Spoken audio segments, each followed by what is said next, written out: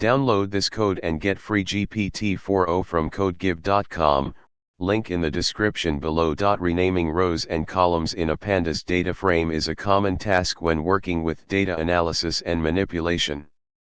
This can be done using the rename method in pandas. In this tutorial, I will guide you through how to rename rows and columns in a pandas data frame with code examples. #### renaming rows in a pandas data frame. To rename rows in a pandas data frame, you can use the rename method with the index parameter. Here's how you can do it. ### renaming columns in a pandas data frame. To rename columns in a pandas data frame, you can also use the rename method, but this time with the columns parameter. Here's how you can do it.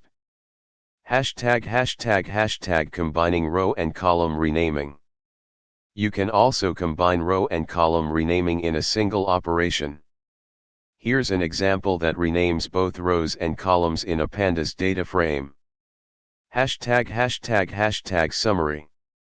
Renaming rows and columns in a pandas data frame can be done using the rename method with the index and columns parameters, respectively.